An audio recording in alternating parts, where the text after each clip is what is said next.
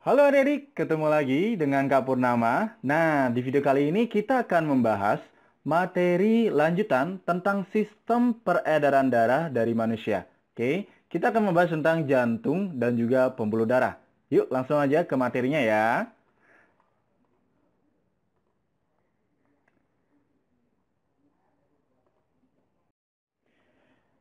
Oke, jantung dan pembuluh darah. Oke, jantung.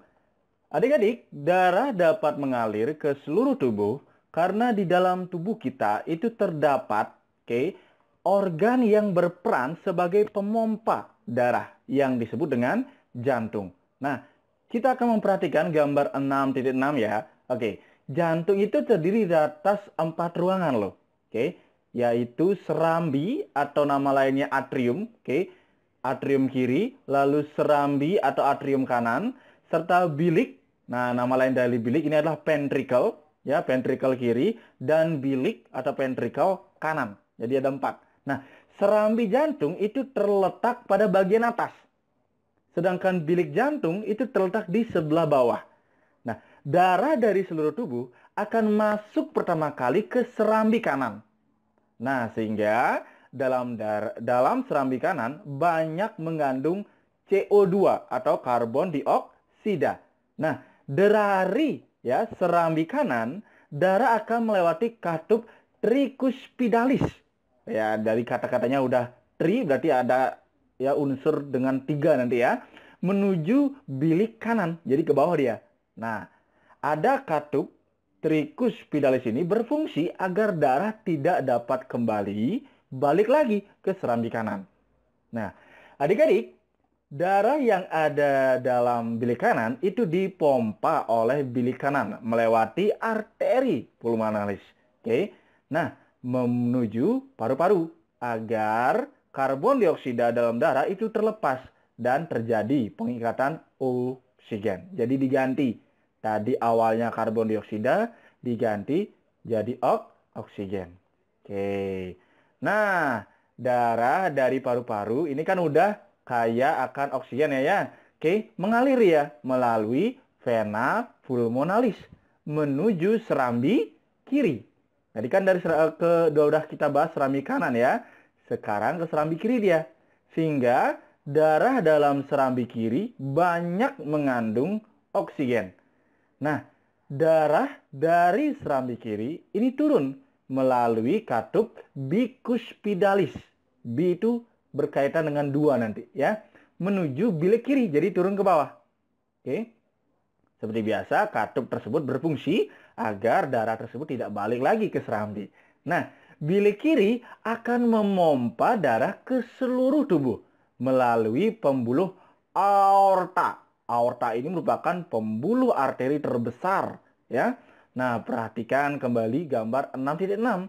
Melalui gambar tersebut, ya, adik-adik dapat melihat bahwa dinding bilik kiri lebih tebal dibandingkan bagian jantung yang lain.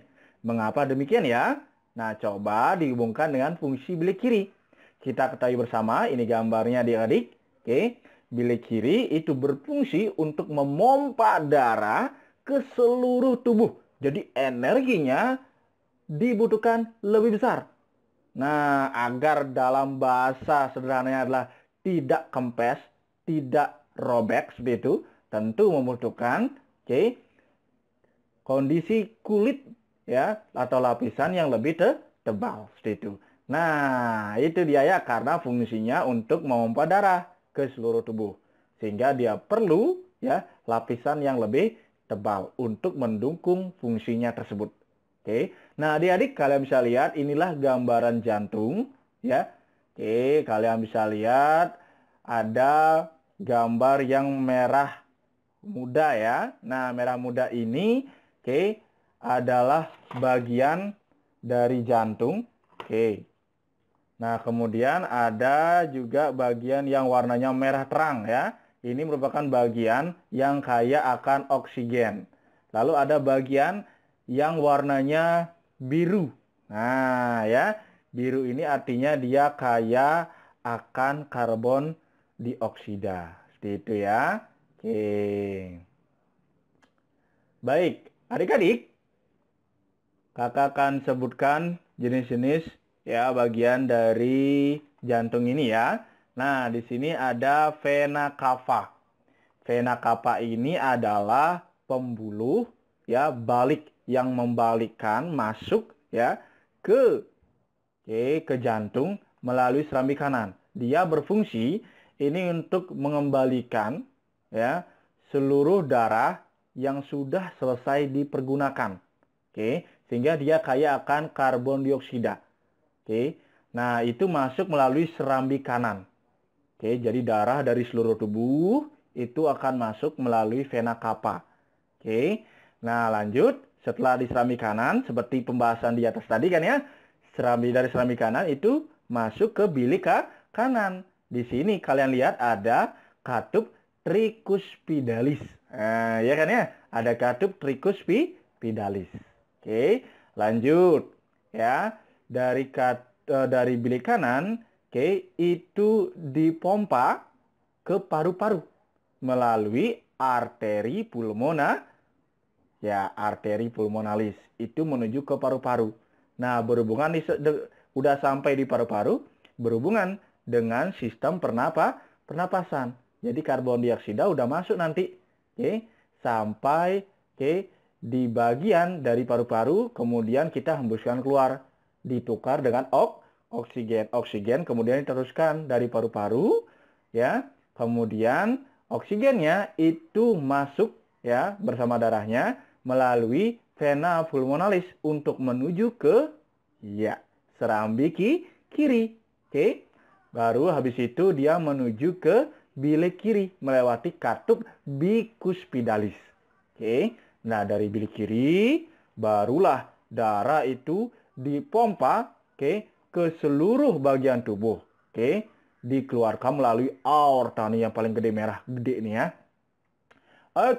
Jadi udah jelas secara gambaran sederhana ya urutannya. Berarti dari vena cava, yang pertama dia dari vena cava, lanjut masuk ke serambi kanan, melewati katup tricuspidalis masuk ke bilik kanan, kemudian dipompa, keluar melalui arteri pulmonalis, ditukar CO2-nya, ini sampai di paru-paru ya, kemudian CO2-nya ditukar dengan oksigen, baru dikembalikan lagi ke jantung melalui vena pulmonalis, ya, masuk ke serambi kiri, ya, serambi kiri, lalu masuk ke bilik kiri. Setelah dari bilik kiri baru dipompa ke seluruh tubuh melalui aorta. Nah itu dia adik-adik. Tuh, bisa. Ya. Jadi kita sampai di sini udah tahu bagian-bagian dari jantung ya, dan fungsi-fungsi secara umum dari bagian-bagian dari jantung itu sendiri. Adik-adik, pernahkah kamu berpikir mengapa ya jantung dapat berdenyut secara otomatis? Tanpa perlu kamu perintah. Sehingga meskipun kamu tertidur, ya, lagi bobok, ya, bobok pagi, bobok siang, bobok malam, ya jantungnya itu tetap berdenyut. Coba kalian bayangkan, apa ya yang akan terjadi jika untuk setiap berdenyut kamu harus memerintah, ya, jantung untuk berdenyut. Jantung berdenyut dong. Jantung istirahat, ya. Setre, ya. 2x1 menunggu kalau seperti itu. Nah, tentu jika jantung harus berdenyut berdasarkan perintah, saat kamu tertidur jantung akan berhenti berdenyut sehingga tidak dapat memompa darah ke seluruh tubuh. Nah, apa akibatnya? Hal ini mengakibatkan sel-sel tubuh tidak mendapat pasokan oksigen, nutrisi, dan zat-zat sisa metabolisme. Tidak dapat diangkut oleh darah. Nah, apa yang akan terjadi jika demikian? Maha besar Tuhan yang telah merancang kerja jantung secara otomatis loh adik-adik.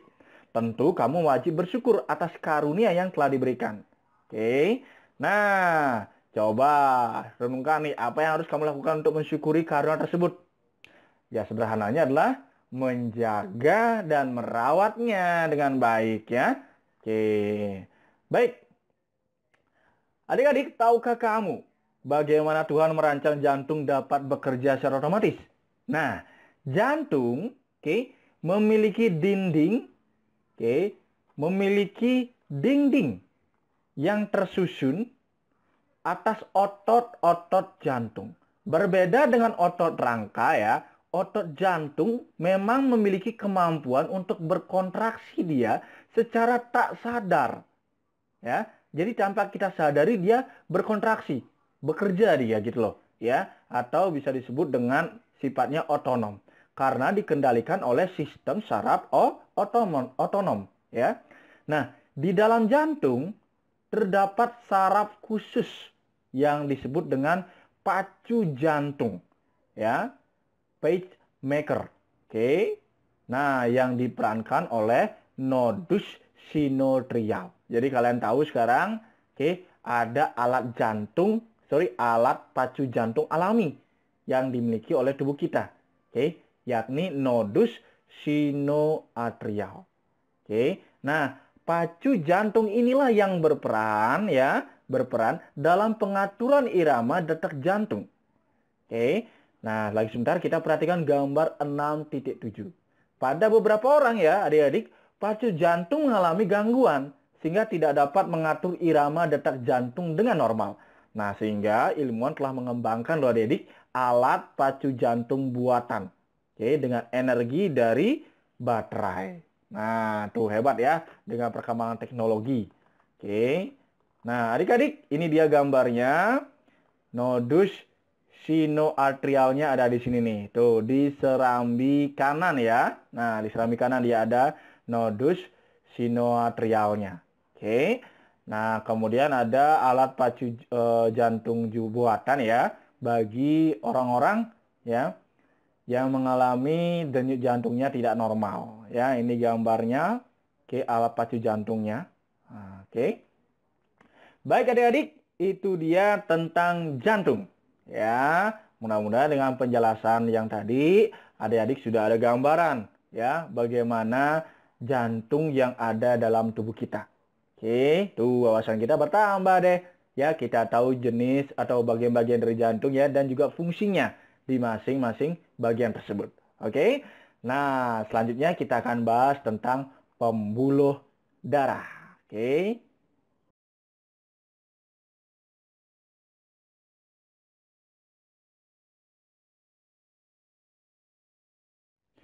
Oke adik-adik, kali ini kita akan lanjutkan pembahasan kita tentang pembuluh darah. Yuk langsung aja ke materinya ya. Cus. Nah adik-adik, pembuluh darah itu dapat dibedakan menjadi 3 ya. Yakni pembuluh nadi atau arteri, kemudian pembuluh balik, vena, dan pembuluh kapiler.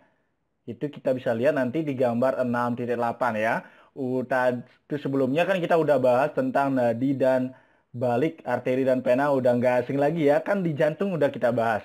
Mungkin yang akan baru ini adalah pembuluh kapiler. Nah, arteri merupakan pembuluh darah yang mengalirkan darah keluar jantung. Itu kata kuncinya ya. Kata kuncinya terletak di sana. Jadi arteri itu adalah keluar jantung.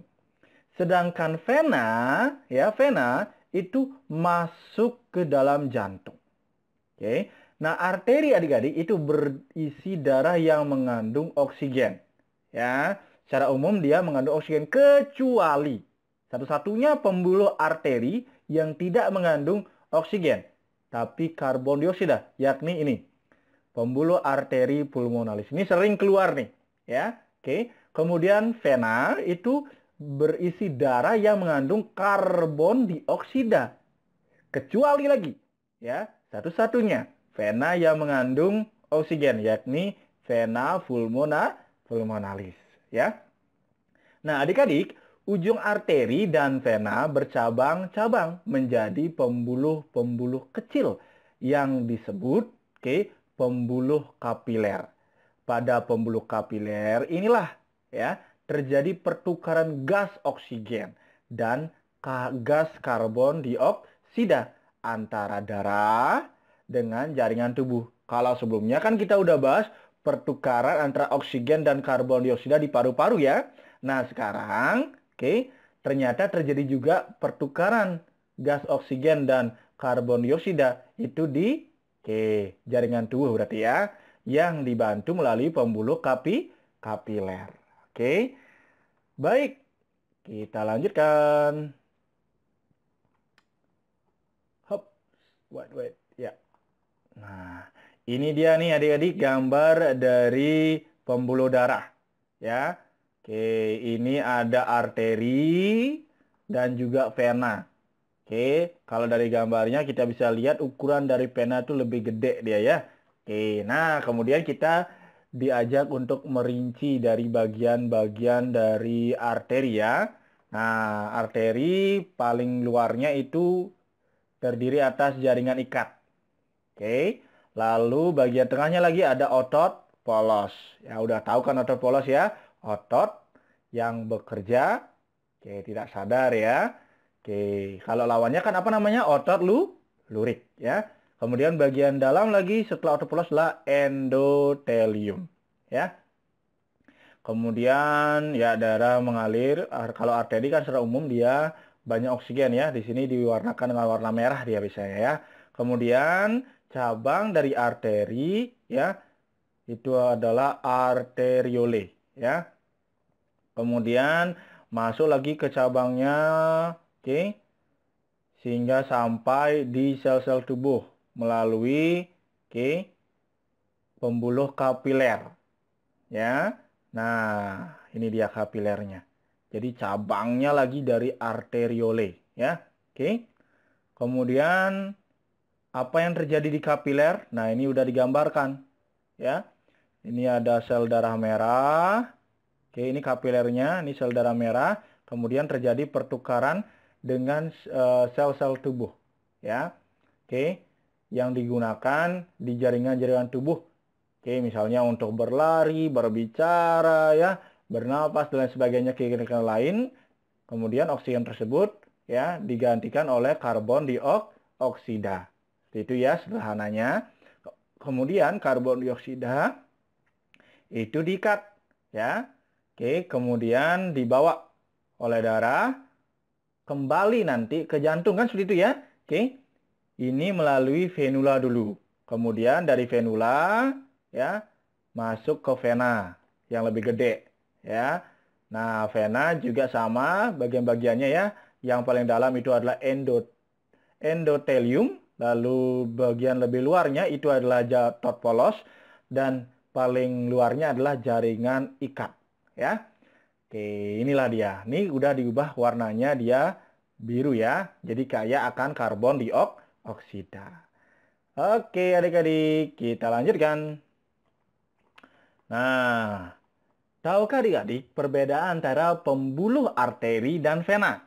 Nah, agar dapat dengan mudah memahaminya, ini dia perbedaan antara arteri dan juga vena. Ya, ini sering banget untuk keluar di ulang-ulangan ya.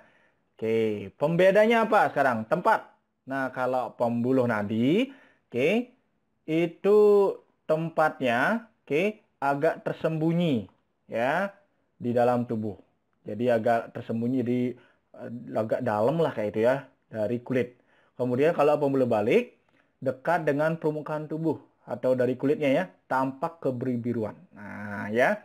Dinding pembuluhnya kalau arteri tebal, kuat, elastis ya. Kalau pembuluh balik tipis dan tidak elastis. Aliran darah, nah udah tahu kan seperti yang sebelumnya kita bahas, kalau arteri keluar jantung atau meninggalkan jantung. Kalau pembuluh balik masuk ke jantung atau menuju jantung.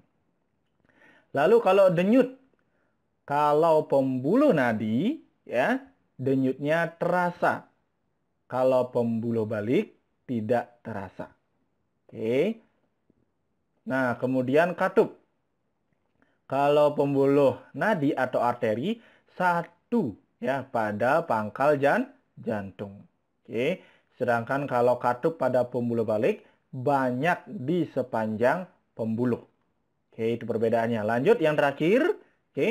Kalau darah yang keluar ketika terluka dan sebagainya ya. Oke. Pembuluh nadi itu darahnya memancar ya. Oke. Ngecor kayak gitu ya. Gitu ya. Oke. Sedangkan kalau pembuluh balik, jadi kalau lukanya cuma di bagian permukaan kulit gitu ya, darahnya cuma tidak memancar tapi merembes kayak gitu ya. Oke, adik-adik. Ya. Baik, kita lanjutkan. Peredaran darah pada manusia. Oke. Nah, adik-adik, peredaran darah pada manusia ya, itu termasuk peredaran darah yang tertutup ya, tertutup. Karena darah selalu beredar di dalam pembuluh darah. Oke. Setiap beredar, darah melewati jantung 2 kali loh. Sehingga disebut peredaran darah ganda. Jadi dia melewati jantung sebanyak 2 kali. Oke. Nah, adik-adik, pada peredaran darah ganda dikenal peredaran darah kecil dan peredaran darah besar. Oke. Biasanya di soal-soal adik-adik akan diuji pemahamannya tentang perbedaan dari peredaran darah kecil dengan peredaran darah besar. Dari katanya saja, kecil dan besar, jadi jangkauannya kalau peredaran darah kecil itu kecil. Nah, jadi mungkin hubungannya cuma dekat-dekat dari dalam tubuh tersebut ya, antar bagian tubuh. Sedangkan kalau peredaran darah besar artinya dia mencakup ya suatu daerah yang besar. Oke, kita buktikan ya. Peredaran darah kecil merupakan ya peredaran darah yang dimulai dari jantung ya, bagian bilik kanan menuju ke paru-paru, kemudian kembali lagi ke jantung yakni serambi kiri. Berarti peredaran darah kecil dari bilik kanan, paru-paru, lalu masuk ke serambi kiri. Selesai. Ya. Oke. Nah, lagi sebentar kalian bisa lihat tuh di gambar 6.9 pada nomor 1 sampai 5.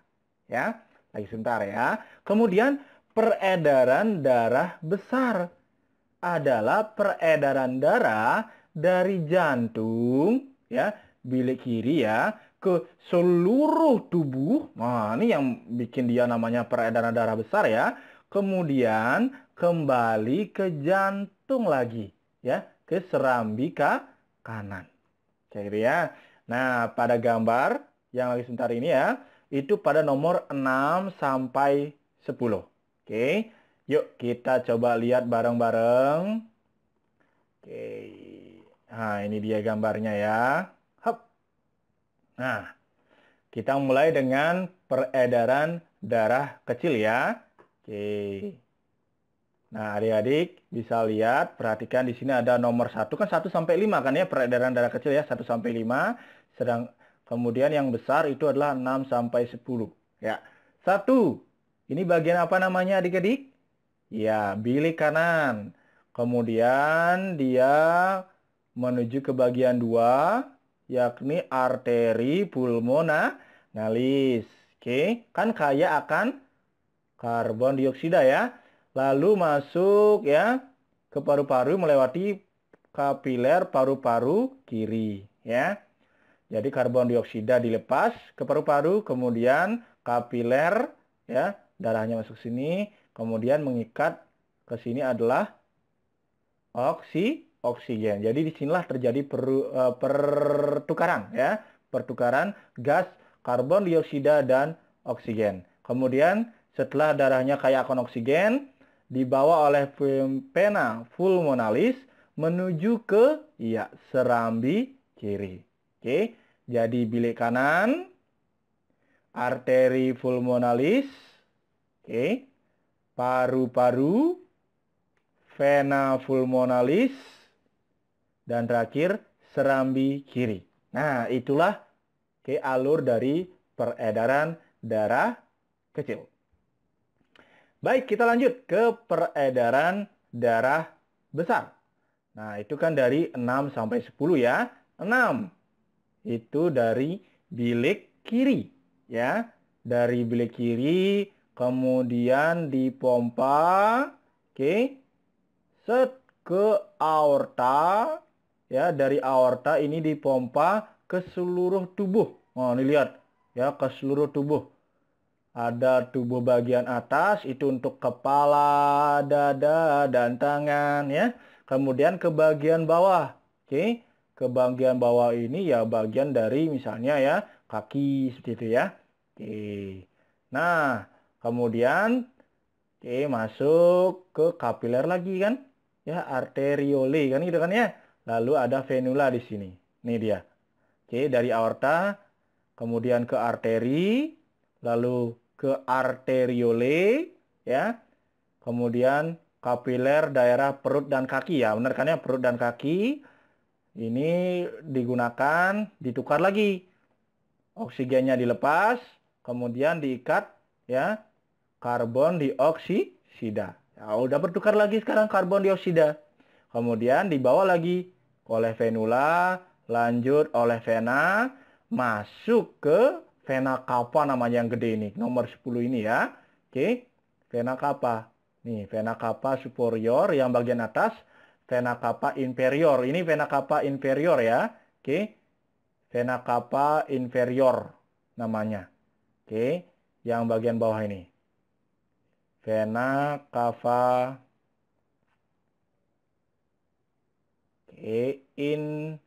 inferior. Nah, oke, ini yang bagian bawah. Oke, masuk ke serambi kanan. Oke, selesai. Jadi balik lagi ke nomor 1. Ke nomor 2 lagi, nomor 3 lagi, nomor 4, nomor 5. Setelah itu lagi ke nomor 6. Dipompa ke seluruh tubuh. Digunakan, ditukar di sel-sel tubuh. Oksigen, bertukar lagi karbon dioksida. Masuk lagi ke nomor 8. Ya, ke nomor 9 ke vena, lanjut lagi ke nomor 10 ke serambi kanan. Begitu seterusnya. Jadi kita ulang bersama-sama untuk yang peredaran darah besar ya. Nomor 6, bilik kiri ya. Kemudian ke aorta, oke. Kemudian ke seluruh tubuh ya. Kemudian ke vena ya. Kemudian ke serambi kanan. Nah, itulah dia. Oke, urutan dari peredaran darah besar. Oke. Baik, adik-adik, kita sudah bahas ya peredaran darah kecil dan peredaran darah besar. Tahu bedanya udah ya? Oke, jangkauannya beda. Kalau darah kecil cuma antara jantung ke paru-paru. Tapi kalau darah besar itu dari jantung ke seluruh tubuh, ya. Oke. Kita lanjut adik-adik. Ya, kita masuk ke frekuensi denyut jantung. Oke. Nah, adik-adik, apakah kamu pernah menghitung denyut jantungmu? Oke, berapa kali jantung berdenyut setiap menitnya? Apakah jumlah denyut jantung antara laki-laki dan perempuan itu berbeda? Lalu apakah aktivitas nih ya yang kalian lakukan sehari-hari ya? Misalnya nyangkul ya, kemudian nyapu, berlari, salto dan sebagainya ya, ngecat genteng misalnya ya, itu mempengaruhi jumlah denyut jantung. Nah, untuk mengetahuinya, ayo coba kita lakukan aktivitas berikut ya. Nah, ini ada aktivitas 6.2 itu menyelidiki faktor-faktor yang memengaruhi frekuensi denyut jantung. Oke, yang diperlukan sederhana kok, alat tulis dan stopwatch ya. Ini bisa kalian pakai dari HP kalian, oke? Nah, apa yang harus kalian lakukan? Ini disuruh buat kelompok 4 sampai 5 orang ya. Tentukan di antara anggota kelompokmu siapa yang akan menghitung denyut nadi ya. Siapa yang memperhatikan stopwatch ya dan yang akan melakukan beberapa aktivitas. Dibagi tugasnya kayak itu ya. Ini pembelajaran K13 ya. Jadi diminta untuk bekerja sama. Jadi nilai-nilai karakter ya. Jadi bagi tugas dengan baik biar adil. Bekerja samalah dengan baik bersama teman satu kelompokmu dan dalam melakukan pembagian tugas. Oke. Kita masuk ke kegiatan yang pertama adik-adik. Oke. Mintalah temanmu untuk duduk dengan tenang selama 1 menit. Oke. Temukan denyut nadi pada pergelangan tangan temanmu. Nih contoh gambarnya ya. Caranya. Oke. Nah, gunakan jari telunjuk dan jari tengah untuk menemukan agar kamu mengetahuinya? Nah, ini gambarnya yang di sini contohnya ya. Nah, hitung denyut nadi temanmu selama 1 menit. Selanjutnya, catatlah hasilnya. Oke, lalu penghitungan dengan cermat. Oke, lakukan penghitungan dengan cermat dan teliti agar data yang diperoleh menjadi benar. Oke, kemudian ulangi langkah 1-3, tapi sekarang dengan waktu yang 2 menit. Oke, seperti itu. Lanjut. Kegiatan 2. Mintalah temanmu untuk berjalan santai selama 1 menit. Setelah itu, mintalah temanmu untuk duduk. Temukan denyut nadi pada pergelangan tangan temanmu. Ya, hitung denyut nadinya selama 1 menit. Selanjutnya, catatlah hasilnya pada tabel 6.5. Jadi tadi kalau dengan duduk, sekarang disuruh jalan santai aja. Ya, lakukan penghitungan, oke, dengan cermat dan teliti agar data yang kamu peroleh menjadi benar. Nah, ulangi langkah 1-3. Tetapi kegiatan tersebut dilakukan setelah temanmu berjalan santai selama 2 menit. Oke. Lanjut. Kegiatan 3. Sekarang minta temanmu untuk berlari-lari kecil selama 1 menit. Setelah itu mintalah temanmu untuk duduk. Temukan denyut nadi pada pergelangan tangan temanmu. Hitung denyut nadinya selama 2 menit. Oke. Nah, selanjutnya catatlah hasilnya pada tabel 6.5. Lakukan penghitungan dengan cermat dan teliti agar data yang kamu peroleh juga benar. Sekarang ulangi juga langkah 1-3, tetapi kegiatan tersebut dilakukan setelah temanmu berlari kecil selama 2 menit. Kalau tadi 1 menit, sekarang 2 menit berlari terus, kemudian dihitung. Dihitung denyut nadinya selama 1 menit. Baik. Kalian tinggal masukkan ke sini datanya ya. Nah, apa yang perlu adik-adik diskusikan? Mengapa kita dapat menghitung denyut jantung dengan cara menghitung denyut nadi? Ya, apakah frekuensi denyut jantung sama dengan denyut nadi? Gimana nih adik-adik? Apakah sama? Dan mengapa kita bisa menghitungnya? Karena jantung, ya detakan jantung itu akan seirama juga dengan detakan denyut nadi. Pompaan darah jantung itu akan sama dengan pompaan dari denyut nadi. Berjalan seirangan dan seirama. Seperti itu ya. Nah, apakah frekuensi denyut jantung sama dengan denyut nadi? Iya, sama dia. Semakin cepat jantung memompa darah, maka denyutan nadi itu akan juga semakin cepat. Ya, jadi suatu hal yang bersifat kesatuan ya antara jantung dan nadi, dalam hal ini adalah pembuluh. Kayak gitu ya. Nah, pada saat duduk tenang, manakah yang lebih tinggi frekuensi denyut jantungnya? Yang laki-laki atau perempuan? Nah, berdasarkan data yang ada, penelitian yang ada, bahwa denyut jantung yang perempuan akan lebih tinggi frekuensinya. Mengapa ya? Nah, karena yang perempuan memiliki ukuran jantung yang lebih kecil, sehingga memerlukan frekuensi atau banyaknya pompaan dalam tiap waktunya itu lebih banyak. Ya, dengan aktivitas yang sama, berarti perempuan yang akan membutuhkan denyut jantung, denyut jantung lebih banyak ya. Lanjut. Adik-adik, manakah di antara kegiatan berjalan selama 1 menit dan berlari selama 1 menit yang menyebabkan frekuensi denyut jantung paling tinggi? Mengapa demikian? Antara berjalan dengan berlari. Iya, kalian pasti jawab dengan berlari ya. Kira-kira kenapa? Hubungkan dengan kebutuhan oksigen dan energi ya. Berlari itu mengeluarkan energi lebih besar ya. Jadi kita akan mengeluarkan oksigen ya lebih banyak seperti itu. Jadi kita memerlukan pasokan oksigen lebih banyak. Jadi pompaan jantung untuk mengirimkan oksigen ke seluruh tubuh itu akan makin cepat seperti itu ya. Lanjut nomor 4. Manakah di antara kegiatan berlari selama 1 menit dan berlari selama 2 menit yang menyebabkan frekuensi denyut jantung paling tinggi? Yang mana adik-adik? Iya, benar. Yang 2 menit. Kenapa? Karena semakin lama waktunya, maka semakin banyak energi yang dikeluarkan. Antara berlari 1 menit dengan 2 menit, tentu yang mengeluarkan energi lebih banyak adalah yang 2 menit. Sehingga kita membutuhkan energi lagi, membutuhkan oksigen. Dalam hal ini adalah lebih banyak, ya. Menurutmu, apakah jenis kelamin, jenis kegiatan mungkin ya, dan jenis dan intensitas dalam beraktivitas memengaruhi frekuensi denyut jantung? Iya. Ya, karena ada beberapa faktor, terutama energi dan juga ukuran jantung yang berbeda, memberikan efek pada perbedaan jumlahan denyut jantung tiap waktunya. Ya, itu dia. Oke, apa yang dapat kamu simpulkan? Nah, berdasarkan hasil penyelidikan dan diskusi yang telah adik-adik lakukan, apa sih yang dapat kita simpulkan dari kegiatan ini? Oke, ya. Yang dapat kita simpulkan bahwa denyut jantung itu bisa berbeda-beda jumlahannya tiap waktu, dipengaruhi oleh jenis kelamin dan dipengaruhi oleh jenis dan intensitas dalam aktivitas. Ya, seperti itu. Oke, nah berdasarkan hal tersebut, kita akan bahas sekarang beberapa faktor yang mempengaruhi frekuensi denyut jantung. Ya, oke, yang pertama itu ada kegiatan atau aktivitas tubuh.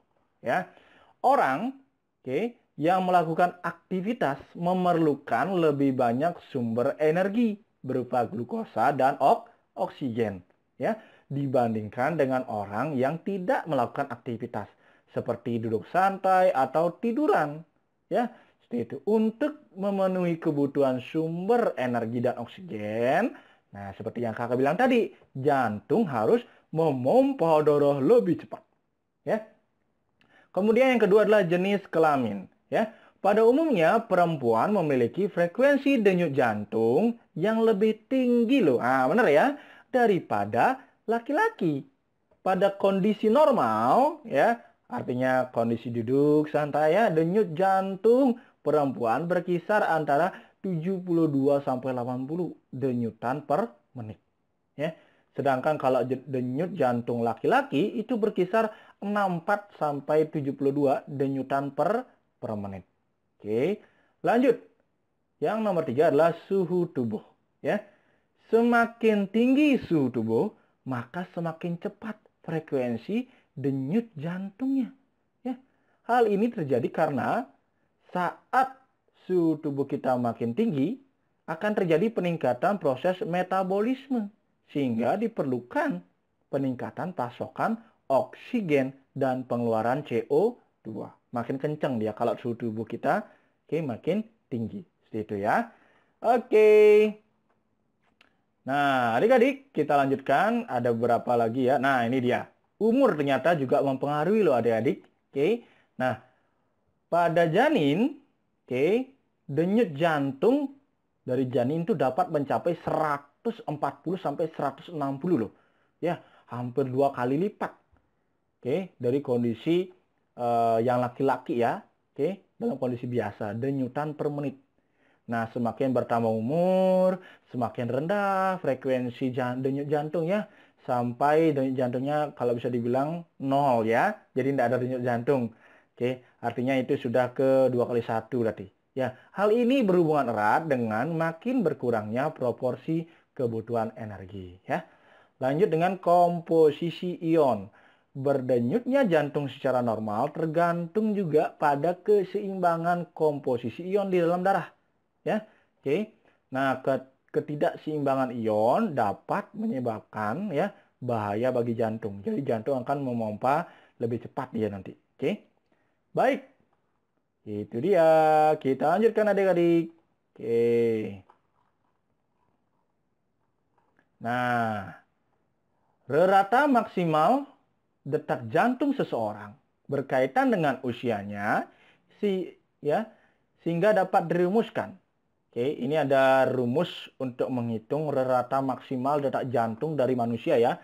Jadi 220 kurangi usianya berapa. Misal mungkin usianya 5 tahun, berarti detak jantung maksimalnya adalah 220 kurang 5. Ya. Sehingga kita akan dapatkan hasilnya adalah 215. Misalnya ini 5 berarti kan 220 ya.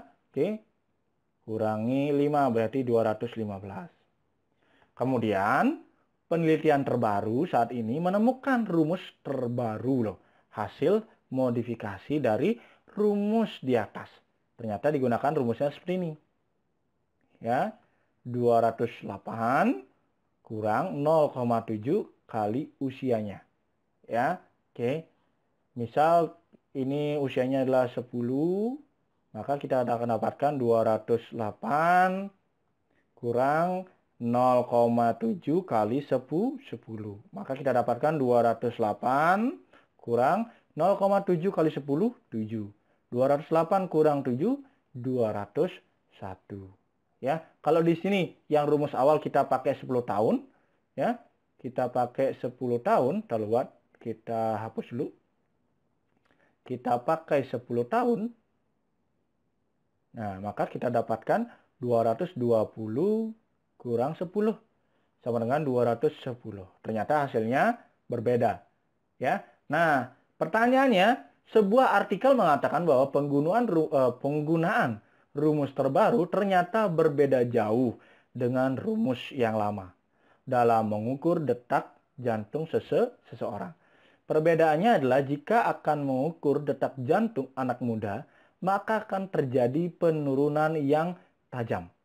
Dan jika akan mengukur detak jantung orang tua, akan terjadi kenaikan yang tajam pula. Nah, menurutmu adik-adik ya, pada usia berapakah tidak ada perbedaan sama sekali hasil ya dari penggunaan kedua rumus tersebut? Nah, di umur berapa nih? Dengan rumus 1 lalu dengan rumus 2 hasilnya sama. Oke. Nah, itu bisa kita selesaikan dengan cara sebagai berikut ya. Oke. Kakak hapus dulu. Cara ini hop.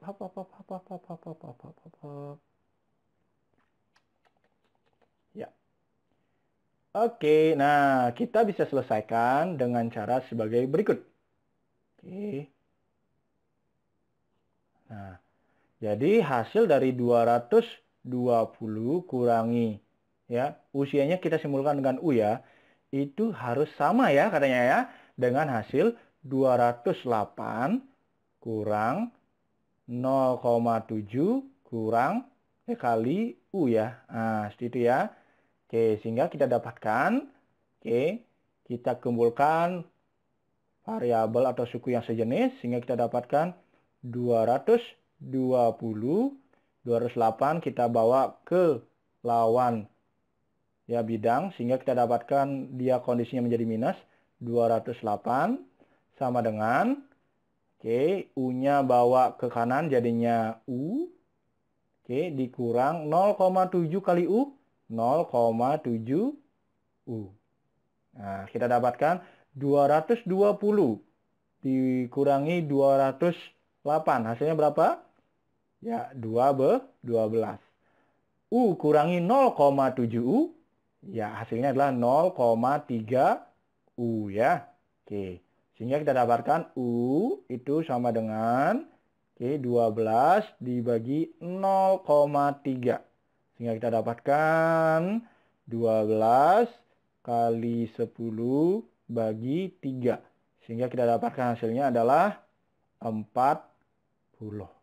Oke, berarti kedua rumus ini akan menghasilkan hasil rata maksimal detak jantung yang sama adalah pada usia 40 tahun. Oke, sip. Itu dia adik-adik. Kita dapat deh. Ya. Oke.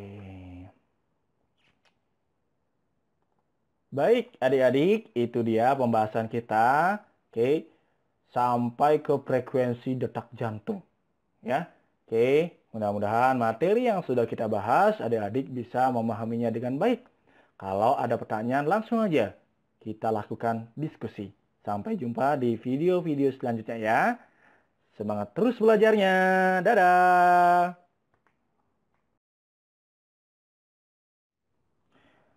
Halo adik-adik, ketemu lagi dengan Kak Purnama. Nah, di video kali ini kita akan lanjutkan bahasan kita tentang sistem peredaran darah pada manusia. Oke, Kali ini kita akan fokus kepada gangguan dan kelainan penyakit yang dialami terkait sistem peredaran darah pada manusia. Langsung aja yuk kita ke materinya. Oke, ini dia. Baik.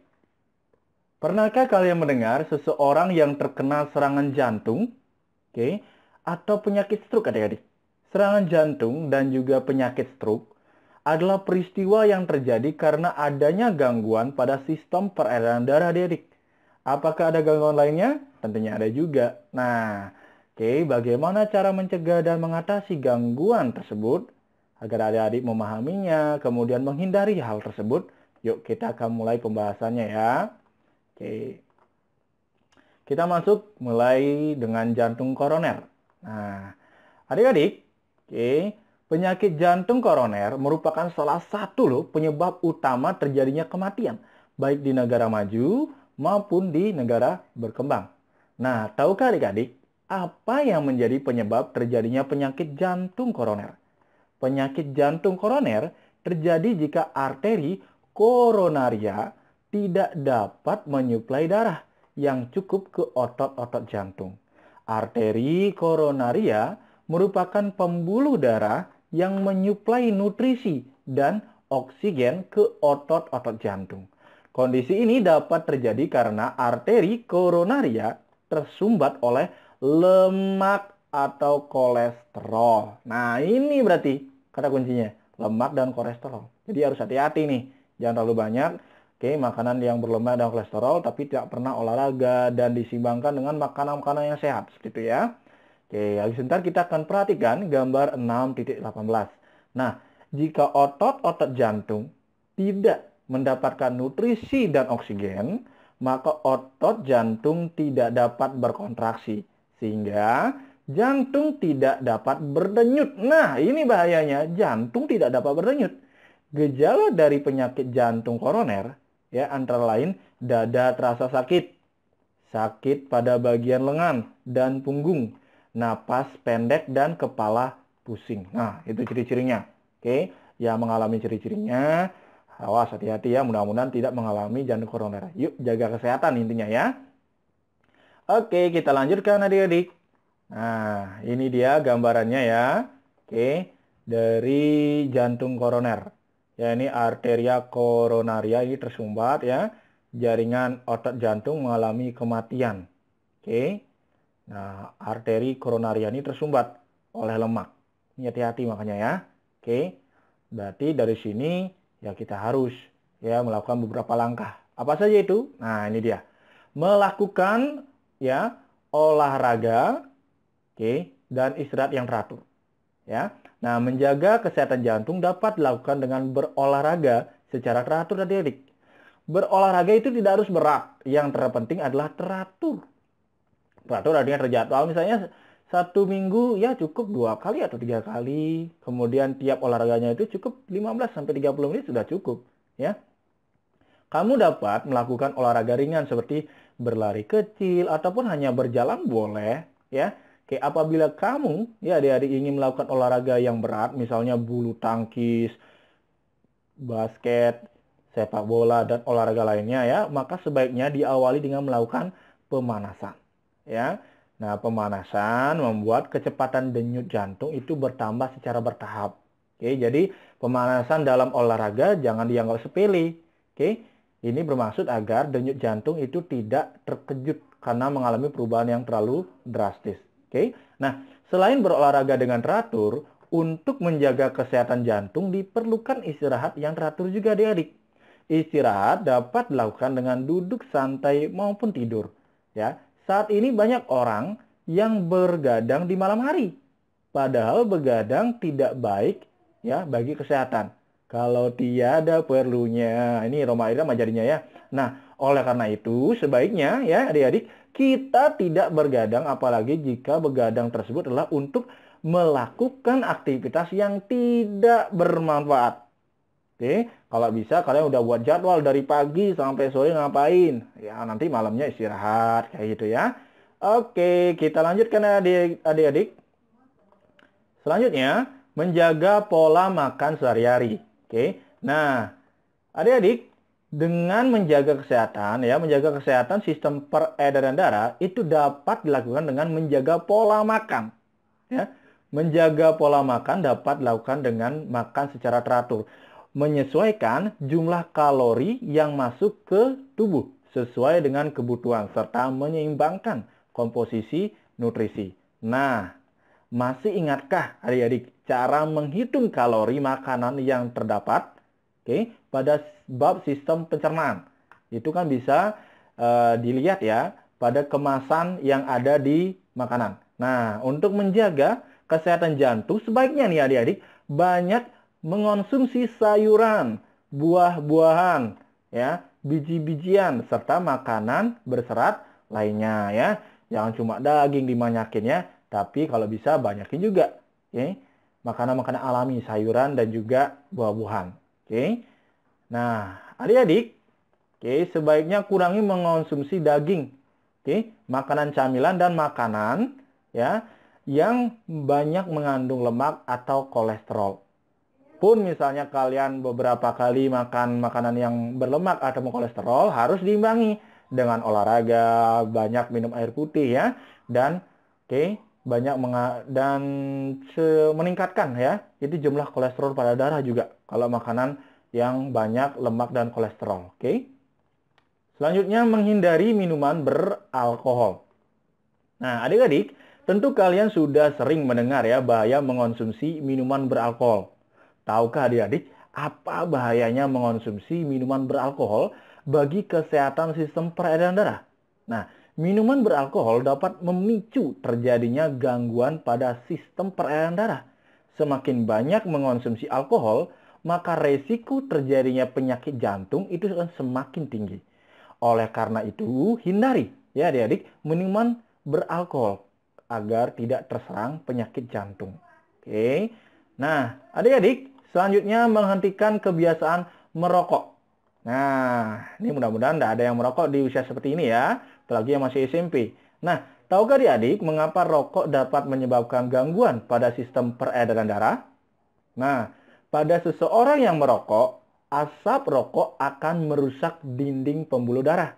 Kemudian, nikotin yang terkandung ya dalam asap rokok akan merangsang hormon adrenalin yang akibatnya akan mengubah metabolisme lemak ya. Hormon adrenalin akan memacu kerja jantung. Selain itu, adik-adik, merokok menyebabkan elastisitas pembuluh darah berkurang. Sehingga meningkatkan pengerasan pembuluh darah arteri dan meningkatkan faktor pembekuan darah yang memicu penyakit jantung dan stroke. Nah, ini bahaya nih. Perokok mempunyai peluang terkena stroke dan jantung koroner sekitar 2 kali lipat lebih tinggi dibanding dengan bukan perokok. Oleh karena itu, jangan meremehkan adik-adik dengan keberadaan asap rokok, ya. Karena asap rokok dapat menjadi penyebab juga ya penyakit jantung koroner dan gangguan pada pembuluh darah. Misalnya kalian ada di tempat dan kemudian ada orang lain yang sedang merokok, ya. Dengan cara sopan santun bisa meninggalkan atau menjauhi dari sumber asap rokok tersebut. Nah, kemudian lanjut ya, menghindari stres berlebih. Nah, menghindari stres berlebih ini, termasuk cara mencegah penyakit jantung adik-adik. Stres berlebih dapat menyebabkan naiknya tekanan darah dan meningkatnya denyut jantung. Kondisi ini akan menyebabkan kerusakan ya dinding pembuluh darah. Oleh karena itu, hindarkan diri kita dari stres ya. Kalau bisa tonton hiburan ya yang memberikan ketawa-ketawa sehingga kalian menjadi rileks kayak gitu ya. Kemudian yang selanjutnya, menjaga berat badan dalam kondisi ideal. Ya, mengapa kita harus menjaga berat badan agar tetap dalam kondisi ideal? Berat badan yang tidak terkontrol dapat menyebabkan terjadinya obesitas. Nah, tahukah adik-adik? Obesitas itu dapat meningkatkan resiko terkena serangan stroke sebesar 15%. Obesitas ini dapat menyebabkan terjadinya hipertensi ya atau darah tinggi dan penyakit jantung. Baik, selanjutnya penyakit stroke. Adik-adik, stroke merupakan suatu penyakit yang terjadi karena kematian pada jaringan di otak, ya, yang disebabkan karena kurangnya asupan oksigen di otak. Hal ini terjadi karena pembuluh darah pada otak tersumbat oleh lemak atau kolesterol. Lagi-lagi lemak dan kolesterol nih adik-adik ya, ataupun salah satu pembuluh darah di otak pecah, ya. Nah, adik-adik bisa perhatikan gambar K6.12 ini ya. Ini dia. Oke. Oke. Nah, adik-adik bisa perhatikan ini dia. Oke, otak. Kemudian pembuluh darah otak yang ini ya. Pendarahan pada otak kalau terjadi kepecahan ya. Oke. Jaringan otak mati. Oke, ini kondisi kalau pembuluh darah otak pecah. Tuh lihat. Oke, karena tersumbat dia, aliran darahnya tersumbat. Ya, kayak misalnya kita selang tuh, kalau disumbat kan airnya terus neken gitu loh, ya. Nah, ini pembuluh darah tersumbat. Nih tuh penyebabnya. Tuh, lemak dan kolesterol, ya. Oke, nah bagaimana cara mencegah agar ya kita terhindar dari serangan stroke adik-adik? Kira-kira gimana caranya ya? Nah, karena penyebab penyakit stroke ya sama dengan penyakit jantung, maka usaha yang dapat kita lakukan untuk mengurangi resiko terkena stroke juga sama dengan usaha yang dapat kita lakukan untuk mengurangi resiko terkena penyakit jantung koroner. Ya. Nah, apa yang harus kamu lakukan jika tiba-tiba kamu menjumpai seseorang yang mengalami gejala serangan stroke? Langkah penting yang harus kamu lakukan adalah mencari pertolongan ya agar penderita dapat segera dibawa ke rumah sakit atau unit kesehatan lainnya agar penderita segera mendapatkan penanganan medis. Oke. Selanjutnya adik-adik kita lanjut ke varises ya. Nah, adik-adik, varises adalah suatu keadaan di mana pembuluh darah balik pena ya mengalami pelebaran dan terpuntir. Oke. Nah, gangguan ini biasanya terjadi pada daerah kaki. Coba kita lihat gambar 6.13 ya. Ini dia. Tuh. Oke. Ini sering biasanya kakak temukan teman-temannya yang mengalami varises dia ya. Oke. Nah, ini vena yang normal. Nih ya. Oke. Nah, kemudian ini ada vena yang varises.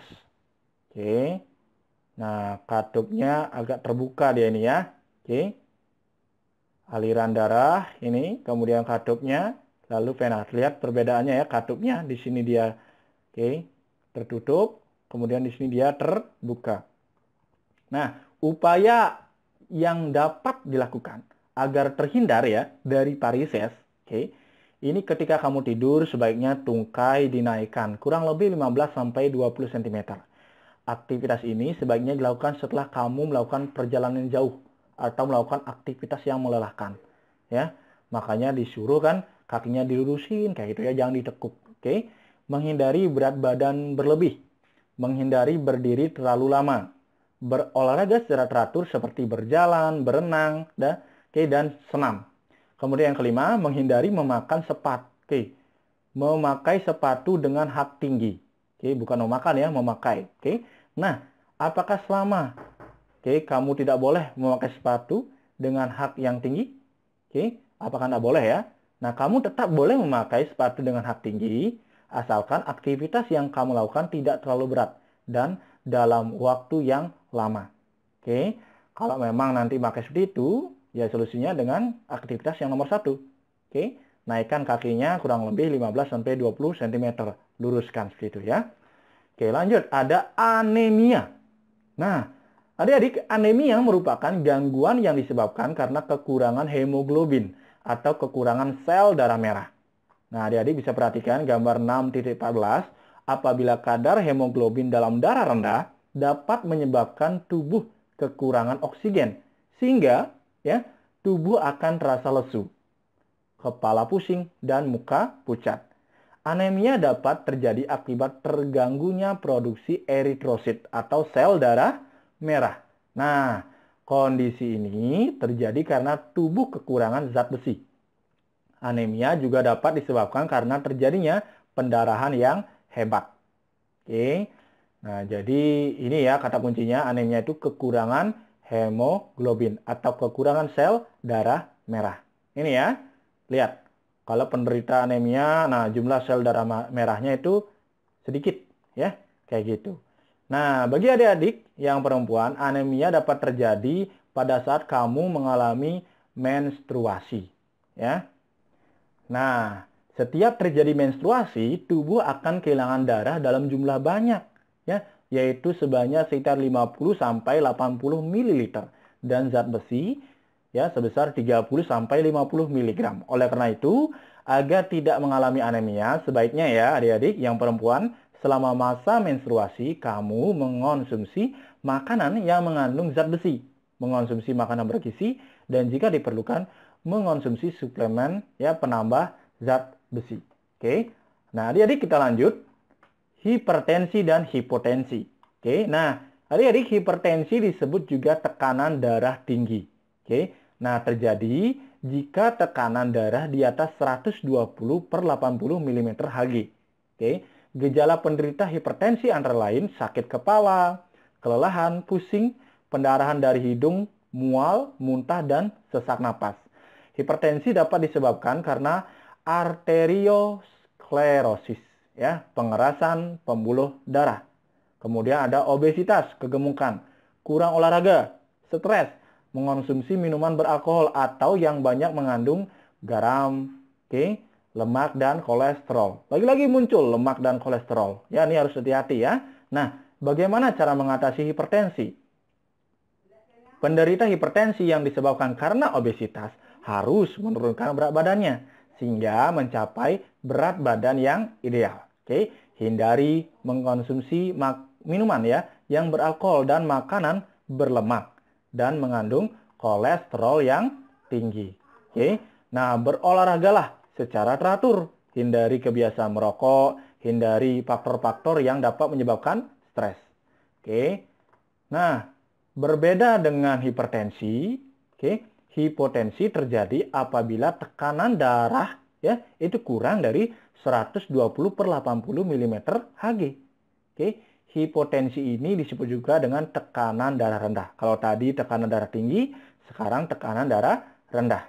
Orang yang mengalami tekanan darah rendah umumnya akan mengeluhkan keadaan sering pusing, sering menguap, ya, penglihatan terkadang dirasakan kurang jelas, ya, atau berkunang-kunang, terutama sehabis duduk lama lalu berjalan, keringat dingin, ya, merasa cepat lelah, tak bertenaga.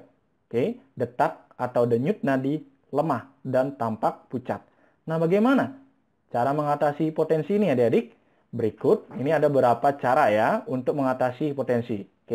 Minum air putih dalam jumlah yang cukup banyak antara 8 sampai 10 gelas per hari.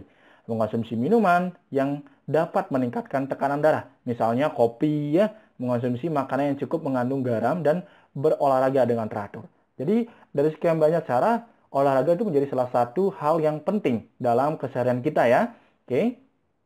Baik adik-adik, itu dia pembahasan kita tentang materi sistem peredaran darah ya pada manusia. Mudah-mudahan apa yang sudah kita bahas itu bisa bermanfaat ya. Ingat terus semangat belajarnya ya. Salam.